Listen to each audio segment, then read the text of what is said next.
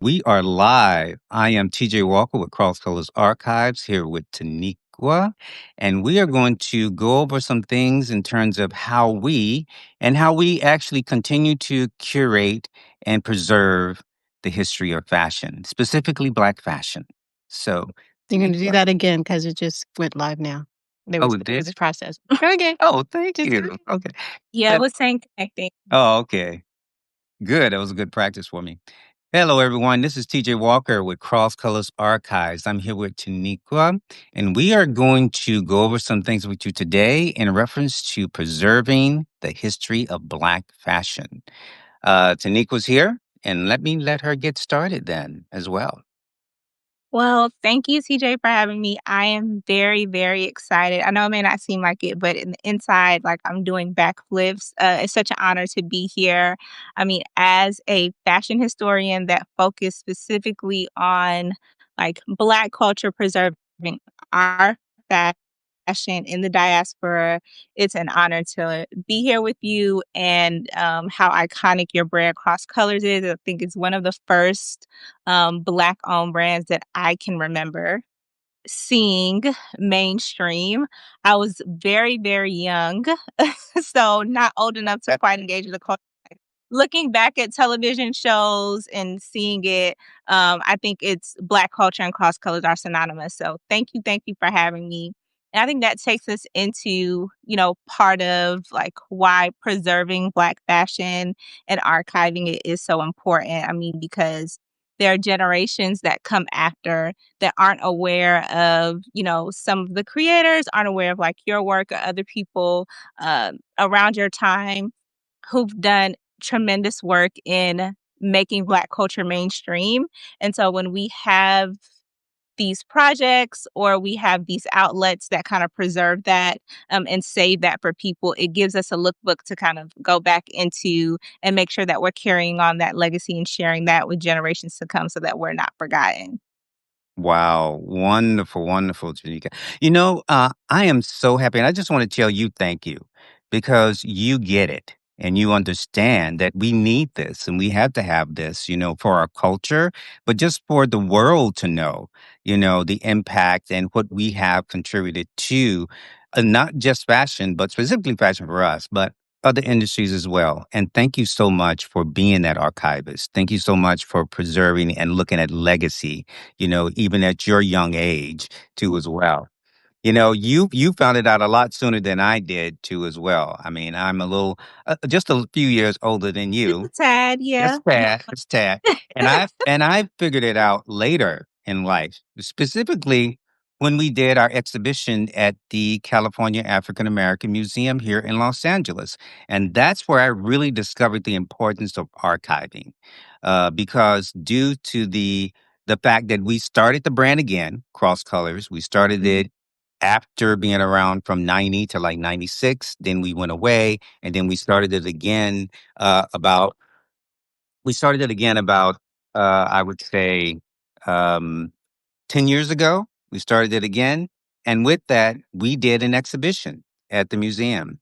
I And remember. that exhibition showed me in that process of the importance of archiving because I had collected the cross colors garments and was able to display them.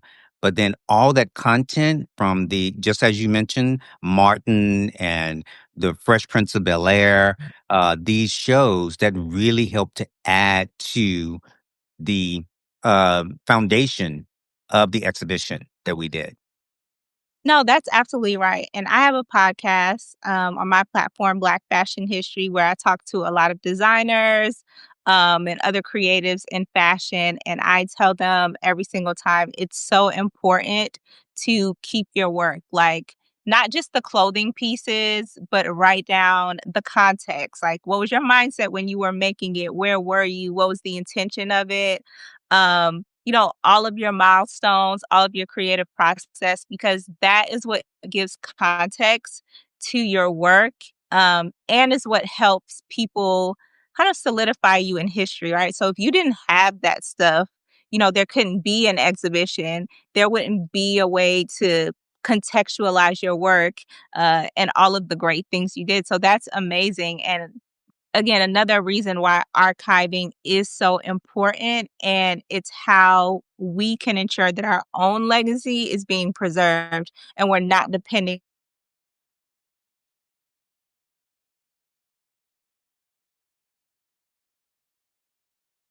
She froze. Yeah, it froze for a Did I? second, but Okay, yeah. okay, you froze for me, so I Oh, okay, you froze for me. Look at that. I All think right. we're back on track. Yeah, we are. We're back on track now. Yeah, that is so, so important, to make sure for me, what I realized was very important. And many people call me a hoarder too, because I don't throw anything away. But you know what? I love being called a hoarder because I have my sketchbooks from back in the day. I have photographs that were taken from back in the day, and I have the garments and those kind of things too that preserve and really document the history of the brand, specifically cross colors, the history of the brand. And those are things that people cannot take away from you. Like once you have those things, once you have that documentation with the dates, many times too as well, it really helps to validate and also establish the brand too as well. So on our return to the market as far as cross colors, having those items have been the things we've been pushing even on our social media today, on our website in terms of history, those kind of things too. So keeping those things, those notes, those photos, those pieces, and many things that again people think is maybe junk for others or waste Right. for others. You keep those things, and someday typically what's going to happen and those going to come back and they're going to be of value for you in many Yeah, ways. and those are the pieces and the things that I get most excited about. And like I want to remind people, it doesn't matter where you feel like you fall, because I think a lot of people think, "Oh, I'm not big. I'm not this big artist or this big No, designer." It doesn't it matter. does not matter. If you're doing the work, it's important to like preserve your work. Call it hoarding, call it whatever you want to, but keep all of those pieces. I think about myself when I do research. There are times where I'm like reading like old issues of Ebony magazine or Jet magazine or whatever, and I'll come across someone's name, and then I'll go to research about them further because it's a name I never heard of or something that I've never seen. And I kinda get to the end of the road in the research because there's no information because they didn't Hmm. keep anything. It's like they didn't keep any clothing or they didn't keep any tags or anything like that, and they may have been, like, a small designer at the time, but having that information now, it's so helpful, and again, it's something that I would love to be able to share with people, but I don't have any information about you. I would love to say, like, this person in the middle of Pennsylvania in 1950s, was working on these clothing, whether or not they did that for a year or 20 years, they contributed to the industry. And I think it's important to share that. So no matter how big or small you think you are, make sure that you're preserving and archiving your own things. Right, right. That is so true. I have a question for you though. So what made you start archiving? Like what brought you to the point in your life, at such a young age to want to do that?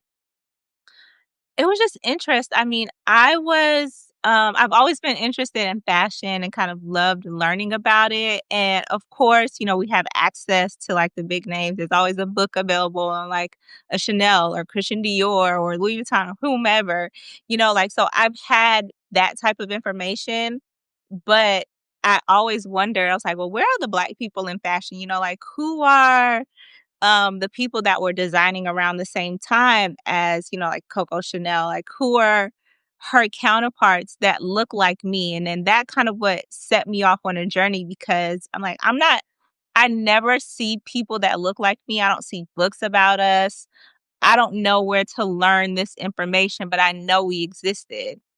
So I just off of sheer interest, I just took it upon myself to start like looking for things, but also keeping things, like remembering the designers and the brands that I grew up with. And maybe at the time I didn't think twice of it. Like I didn't think twice about the fact that, like all of my favorite rappers had a clothing line. There's Rockaware, G Unit had a clothing line, you know, Sean John, there's Baby Fat, like all of these brands that were either Black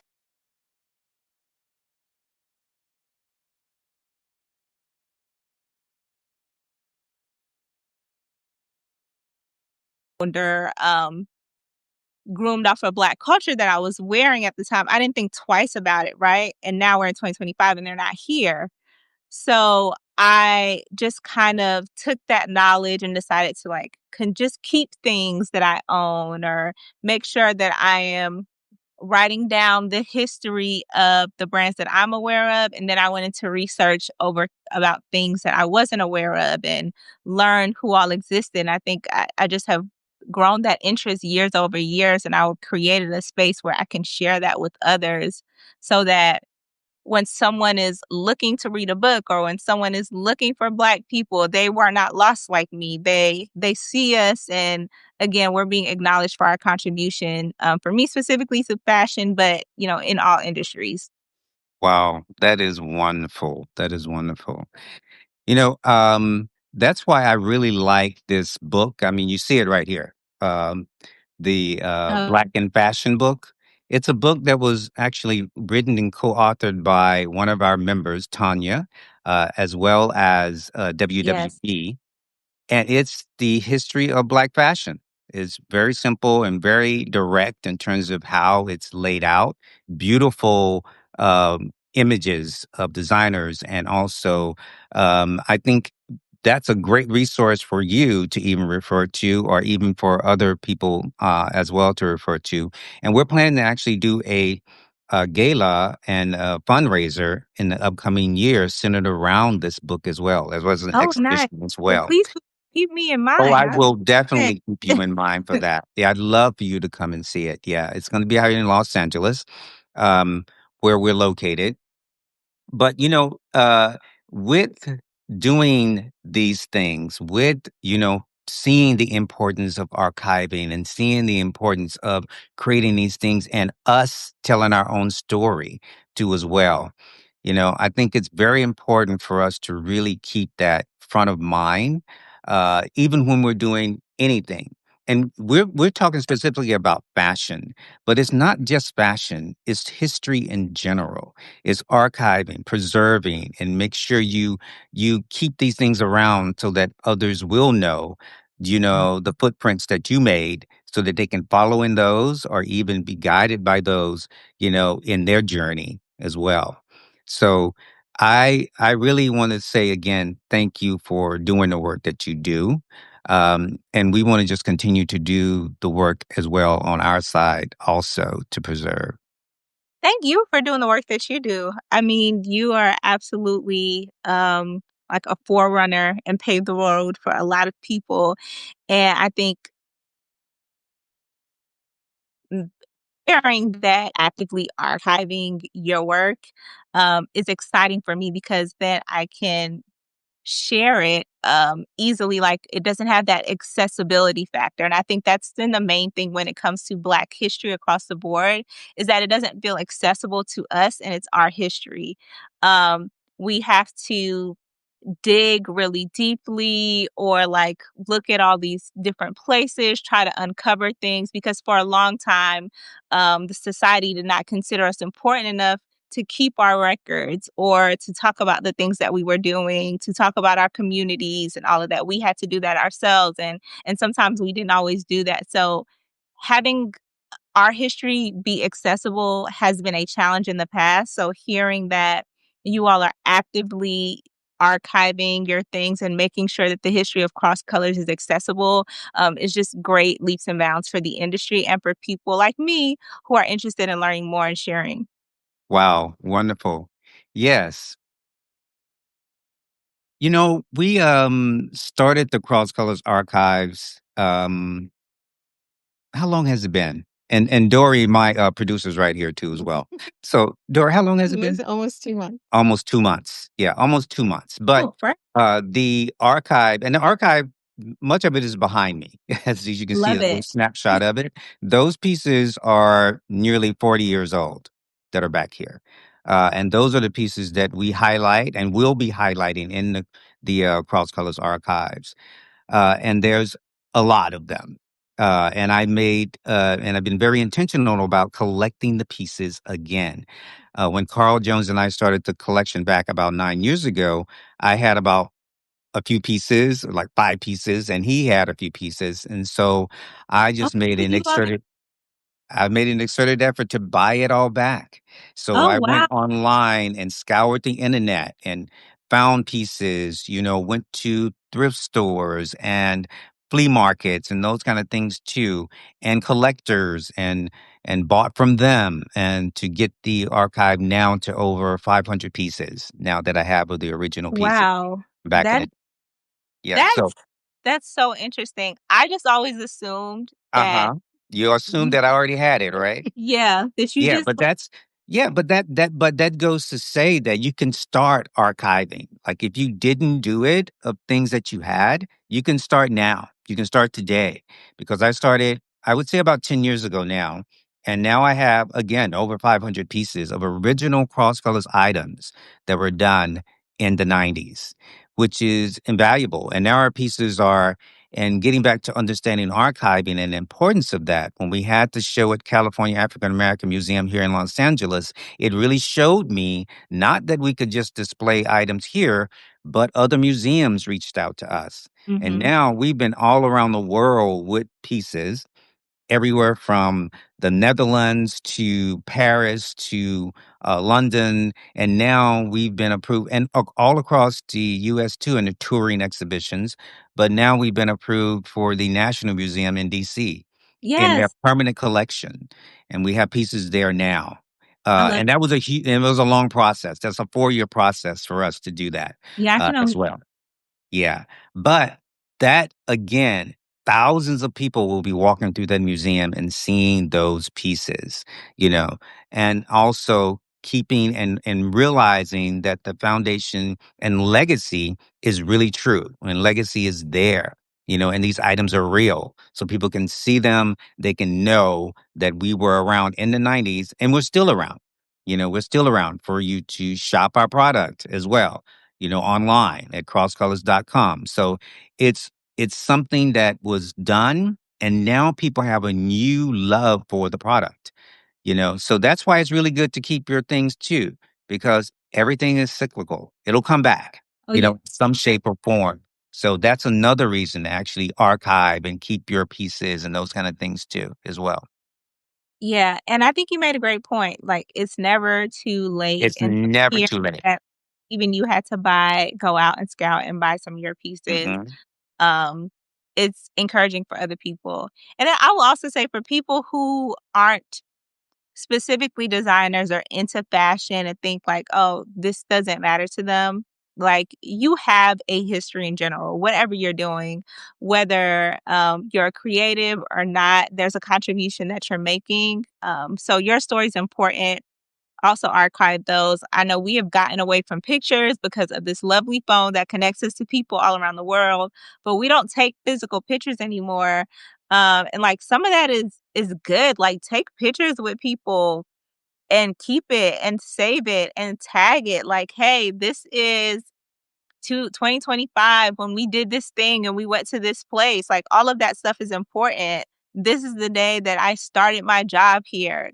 Now 10 years later, this is the day where I got a raise and now I'm like VP of this department. Like all of that counts, all of that matters and shows your contributions to this world. So even if you're thinking like I'm never going to be in a museum, I'm never going to do that. Like that's just history that's important to pass on to your friends and your family member. Like this year, both my mother-in-law and my father passed away, but it's been so comforting. Like looking through their photos, looking through like Hmm. the newspaper clippings that they've kept from things that they've Right. done from when they're younger. I learned my mother-in-law was the first Black cheerleader in her town because I saw the newspaper clipping that she had. And so all of that stuff is just good information to have and to share with your family and to pass down. So archiving can be useful for anybody, no matter what your industry is or what your interest is. Right, right. That is so true. Um, archiving, it's something that we did well before, though. as a culture, and we would do that in our Bible. Our Bible was our Yeah, archive place. It was all the birth dates. It was all y the marriages, all the children, all the things that you kind of encountered were in the Bible. You know, you kept them there, and then you took photos. And we would take photos, family portraits, and those kind of things too, to preserve the history of the family and our culture as well. And like to your point, we've gotten away from that in many cases, as well as trying to make sure we preserve those things. And it's so true. It's not the fact of you being a quote unquote a star or a super, exactly. important to whatever. You're important as an individual. You should just archive. You should take those photographs. You could document those kind of things too, just because you are important and what you're doing is important. And it may not seem important to you today, but it will be important to someone else in the future.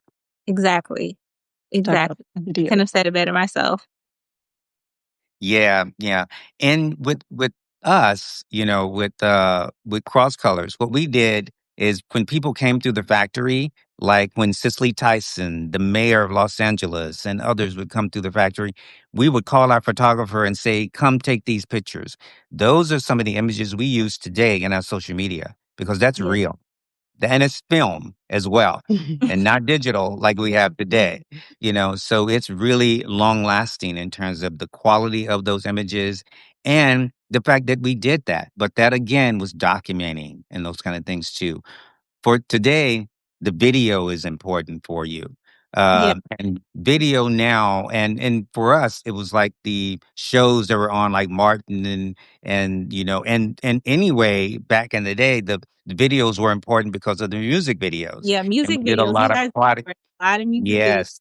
Oh, yeah, and we have a lot of product that you can see from the '90s that was actually in those videos. TLC is a real Yes, one that sticks out with me as well. But then other performers like Mary J. Blige, Tupac, Snoop Dogg, all these individuals, and some of them still today, who really support the brand, the Cross Colors brand. And it's because they have an attachment to it, an emotional attachment to it, but also they were there. They were there with us in the '90s and they're still with us today. But we have documentations of both as well. So it's so important to archive. It's so important to keep the documentation. It's so important to just be aware of where you are when you're there at the time as well. So others can know it also. yeah, and I gotta be honest, I have to do a better job myself. I think I spend so much time, trying to save other people's legacies and digging into other people's information that I don't document or, like, try to archive the things that I'm doing. So I always have to remind myself, like, what you're doing is important. It's not just about uncovering other people's histories or other people's legacies and their work and sharing that, but it's also about sharing your work and what you're doing. Uh, Yes. Yes, it's so so important. It's so important. Yeah, but you know, you again, I just want to tell you thank you for actually coming on today. thank you for Uh, having. no, thank you so much for agreeing to come on because I just think it's so important for us to highlight the importance of archiving and preserving us and preserving our history so others can know the truth, basically, in terms of what we do and what we have done and the things that they could possibly do themselves as well. But I think it's really important what you said too. You can start anytime, you know, with archiving and those kind of things too. But for both of us, we're both on Substack. We are Yeah, here and we're doing work. I mean, the work you do is good work, hard work, and it's also important work. And the work that we're doing here at Cross Colors Archives is good work as well. And our intent is just to and archive important. and important work. And with that said, we want others to really appreciate and know the importance of that. And they can show us by subscribing and not Yes, just subscribing, but being a paid subscriber because we do have to put time and energy into these things too, as well. But we want to be able to provide everyone with extended content. There is content that we do that is free content, but there's also extended versions of content too as well that we offer for a price. So please, everyone listening to this, thank you for logging on. Thank you for signing on, but subscribe to both of us in terms of what we're doing and the work that we're doing. Absolutely. Yeah. Mhm. Thanks, everyone. Thanks, everyone. Take care.